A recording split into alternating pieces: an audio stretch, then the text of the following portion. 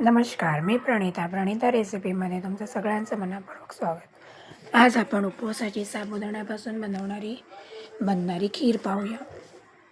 हे साबुदाणे मी फक्त 1 तास आधी भिजत घातले होते. तुम्ही बघू शकता इथे छान भिजलेले आहे. 1 वाटी साबुदाणा घेतलेला आहे.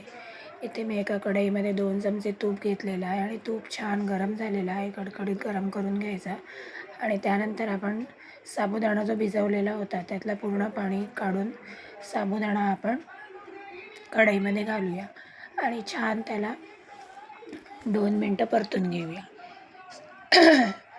तुपामध्ये.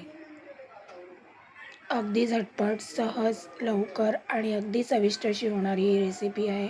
त्यानंतर त्याच्यामध्ये आपण दूध घालूया. दूध मी अंदाजे घातलेलं आहे कारण की ही खीर साबुदाण्याची खीर ही नंतर घट्ट होते. थंड झाल्यावर अजून घट्ट होते आणि जसं जसं तुम्ही तिला उकळी काढाल तशी तशी ती अजून थंड होते.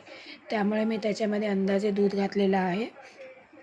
इथे बघू शकता तुम्ही की कशी घट्ट झालेली आहे. तुम्हाला जर घट्ट आवडत असेल तर तुम्ही घट्ट ठेवा आणि जर तुम्हाला पातळ हवी असेल तर त्यामध्ये अजून तुम्ही दूध ॲड करू शकता.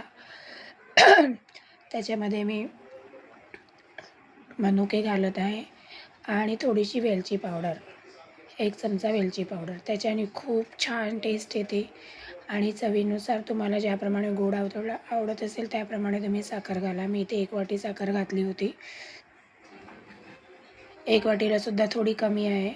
त्यानंतर तुम्हाला ज्याप्रमाणे गोड आवडत असेल त्याप्रमाणे तुम्ही ती साखर त्याच्यामध्ये ॲड करा. अगदी झटपट, फक्त 1 उकळी आली त्याच्यामध्ये ही रेसिपी तयार होते.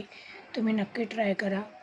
अतिशय सुंदर अशी थोडी हलवत राहावं लागते, नाही तर कढईला खाली चिकटते.